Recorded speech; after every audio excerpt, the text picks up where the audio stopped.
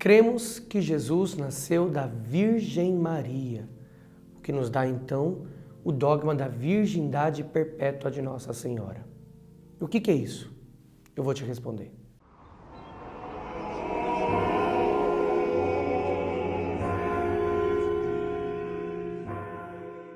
Eu sou o Padre Bruno.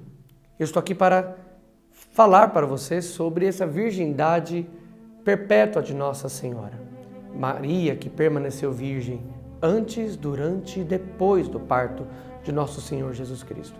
Mas antes de entendermos isso, se inscreva no meu canal, compartilhe, deixe seu comentário e deixe o seu like. Por favor, ative o sininho para receber a notificação de novos vídeos. A virgindade de Nossa Senhora se dá por uma graça de Deus. Deixa eu primeiro dizer para você, a concepção milagrosa de Nosso Senhor Jesus Cristo no ventre de Maria é um dos grandes entraves da modernidade, junto com a ressurreição de Cristo. É difícil para as pessoas conceberem que nosso Deus, ele entra na história e ele pode, de alguma forma, interferir nos percursos históricos. E, de duas maneiras, ele interviu na ressurreição dos mortos, principalmente da figura majestosa de Nosso Senhor Jesus Cristo, mas também na sua encarnação milagrosa no ventre de Maria virgem. E a virgindade de Maria vem exatamente para ressaltar este milagre. Jesus não foi concebido por obra humana, mas por obra divina. Isso aqui ressalta o poder de Deus para interferir na história humana e para refazer essa história. É Deus restaurando, salvando, renovando, recomeçando a história humana. Veja, Ele criou Adão e Eva do nada. Como Ele pode também recriar essa humanidade segundo o teu querer.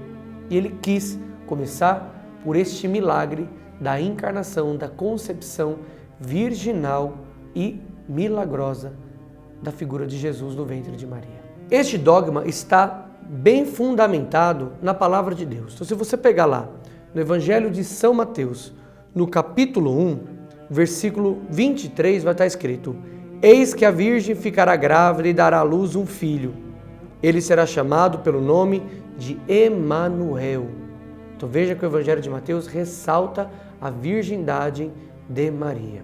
Também o Evangelho de São Lucas vai ressaltar essa virgindade de Nossa Senhora, lá no capítulo 1, no versículo 27. E uma virgem prometida em casamento a um homem de nome José, da casa de Davi. O nome da virgem era Maria. Ou seja, por duas vezes, Lucas diz que Maria é virgem. Veja, este dogma está extremamente bem fundamentado na Sagrada Escritura. Maria Santíssima é virgem, antes, durante e após o seu parto. Esse é o dogma. Então não é só antes, também é durante, porque Maria não teve a sua integridade, a sua santidade, teu corpo não foi violado por Deus, o teu corpo foi santificado por Deus. Então acreditar que Deus apenas usou o corpo de Maria, danificando o corpo de Maria, é absurdo. É dizer que Deus usa e descarta a gente. Não. Quando Deus nos toca, Ele nos preserva, nos santifica, nos restaura. Quando Maria disse sim para Deus e Deus usou-se da vida, do corpo, do ventre de Maria, Ele deixou o ventre dela intacto. Não mexeu no ventre dela, na virgindade de Maria. Esse, então, é a fé que Maria permaneceu virgem durante o parto, no ato do parto. E também a fé após o parto. E esta crença de que Maria permaneceu virgem após o parto, aqui também tem alguns embates que acontecem. Alguns irmãos protestantes vão dizer que isso é impossível, porque a Bíblia cita os irmãos de Jesus. Eu vou mostrar para vocês. Se você abrir sua Bíblia no Evangelho de São Mateus, no capítulo 13, versículos 53 adiante, vai dizer assim: Depois que concluiu essas parábolas, Jesus partiu dali. Ele foi à sua terra e pôs-se a ensinar na sinagoga deles. Ficavam admirados e diziam: De onde lhe vem essa sabedoria e esses milagres? Não é este o filho do carpinteiro? Sua mãe não se chama Maria? E seus irmãos não são Tiago, José, Simão e Judas? E suas irmãs não estão todas conosco? De onde então lhe vem tudo isso? Baseado nesse versículo, muitas pessoas vão negar que Maria permaneceu virgem após o parto de Jesus. Eles vão dizer claramente, tá vendo? Existem os irmãos de Jesus aí. Então, Maria não permaneceu virgem, ela teve outros filhos. Errado. A Bíblia não fala os filhos de Maria. A Bíblia fala os irmãos de Jesus. Não fala que são filhos de Maria. É um detalhe pequeno, mas muito importante. Também, alguns vão objetar dizendo que a palavra de Deus diz que José não conheceu Maria até que ela desse à luz a Jesus. E eles colocam que essa palavra conhecer especificamente significa o ato sexual.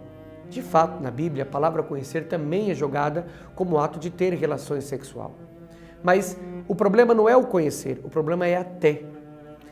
Até não significa que após Jesus ter nascido, José conheceu Maria num ato sexual. Muito pelo contrário. Se a gente olhar para esse até com uma conotação de um tempo que limita ou que abre, possibilidade de outras ações, a gente vai ter que começar a acreditar que Jesus não estará conosco após o fim do mundo. Sabe por quê? Porque a Bíblia também diz que eis que estou convosco até o fim do mundo. Ou seja, acabou o mundo, Jesus não estará com a gente? Então, esse até não significa que há uma atividade, uma coisa que vai acontecer após esse até. Então, isso também não é argumento para dizer que José conheceu Maria após o nascimento de Jesus. Também o Catecismo da Igreja Católica, que é muito importante nós nos basearmos nele também, ele vai falar sim da virgindade de Maria. O aprofundamento da sua fé na maternidade virginal levou a Igreja a confessar a virgindade real e perpétua de Maria, mesmo no parto do Filho de Deus feito homem. Com efeito, o nascimento de Cristo não lhe diminuiu, mas sagrou a integridade virginal da sua mãe. A liturgia da Igreja celebra Maria como ai partenos, sempre virgem. A isto objeta-se por vezes que a Escritura menciona irmãos e irmãs de Jesus, aquilo que nós estávamos falando. A Igreja sempre entendeu que essas passagens não designam outros filhos de Maria, da Virgem Maria. Com efeito, Tiago e José, irmãos de Jesus, são os filhos de uma Maria discípula de Cristo, que significativamente é designada como a outra Maria.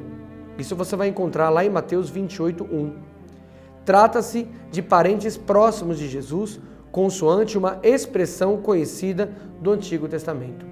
Eu quero aqui explicar essa passagem, o que isso significa. Lembra-se que os irmãos de Jesus foram citados, mas não significa que sejam filhos de Maria. Nós podemos interpretar essa passagem de várias maneiras. Esses irmãos de Jesus podem ser irmãos da tribo em que eles viviam. Desse conceito tribal, todos são irmãos. São Paulo pertencia a uma tribo e o próprio povo judeu da época se dividiu em grandes famílias que eram chamadas de tribo. Então todos que pertenciam àquela tribo eram irmãos. Segundo, nós podemos interpretar como primos de Jesus, porque a palavra no grego não existe um termo específico para falar primos. Eles usavam termos como irmãos. Então também tem esse detalhe. Um outro detalhe é que esses irmãos de Jesus podem ser filhos de um primeiro casamento de José, se formos levar em consideração que José pudesse ser viúvo quando se casou com Maria Santíssima. Porém, nós temos algumas respostas para isso. Não faz sentido dizer que Maria teve outros filhos, quando no alto da cruz, nosso Senhor Jesus Cristo, ele entregou Maria a um outro discípulo que não era seu irmão, que era João, o discípulo amado. Ora, se Jesus tivesse outros irmãos, filhos de Maria, ele não poderia entregar sua mãe a outra pessoa que senão aos próprios irmãos. Mas ele não fez isso. Se Maria tivesse outros filhos, Jesus estaria cometendo um erro ao entregar Maria para outra pessoa, senão para os próprios irmãos, porque caberia aos irmãos cuidar da própria mãe. Então, precisamos entender isso. Agora, uma outra coisa importante aqui para nós entendermos sobre esses supostos irmãos de Jesus. O que é essa coisa importante? É que a própria Bíblia mostra que esses supostos irmãos possuem mãe e pai citados na própria Escritura. Vou mostrar para você. Veja só que interessante. Quando você vai lá para o Evangelho de São Mateus, capítulo 27, versículos 55 a 56, vai estar escrito assim: grande número de mulheres estava ali observando de longe. Elas haviam acompanhado Jesus desde a Galileia, prestando-lhe serviços. Entre elas estavam Maria Madalena, Maria, mãe de Tiago e de José, e a mãe dos filhos de Zebedeu. Então, um dos Tiagos, que é chamado irmão de Jesus, está aqui como filho de Zebedeu. E tem uma outra passagem aqui, em Marcos 15, 40, 41. Estavam ali também algumas mulheres olhando de longe, entre elas Maria Madalena, Maria, mãe de Tiago Menor e de José, e Salomé. Quando ele estava na Galileia, estas o seguiam e lhe prestavam serviços. Estavam ali também muitas outras mulheres que com ele tinham subido a Jerusalém. Então veja, os evangelhos atestam que estes que eram chamados de irmãos de Jesus possuem outro pai, que não é José, e outra mãe, que não é Maria. E aos pés da cruz, quando a gente vai lá para o Evangelho de João, no capítulo 19, você vai encontrar que aos pés da cruz estavam Maria, mãe de Jesus, Maria, irmã da mãe de Jesus, e Maria Madalena. Então, certamente, se cremos que esses supostos irmãos são primos de Jesus, provavelmente são filhos dessa outra Maria, tia de Jesus, irmã de Maria Santíssima, mãe de Jesus. O que nós podemos então dizer que nada na Bíblia contesta a virgindade de Maria, a virgindade perpétua, antes, durante e depois do parto. Pelo contrário, ela dá muitos indícios desta graça e desse dogma maravilhoso da nossa fé. Salve Maria! Se você gostou desse vídeo, compartilhe ele para mais pessoas poderem aprofundar a nossa fé. Além disso, se inscreva no meu canal, deixe o seu like e ative o sininho.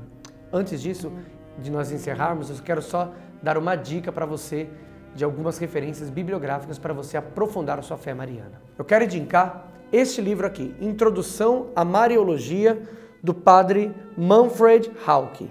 É um dos melhores livros de Mariologia publicado em português. Compre, vale a pena, é completinho, é tudo que você precisa para saber sobre Maria Santíssima. E o outro livro é do padre Rafael Augusto Linhares Pinto, chama-se Compêndio de Mariologia.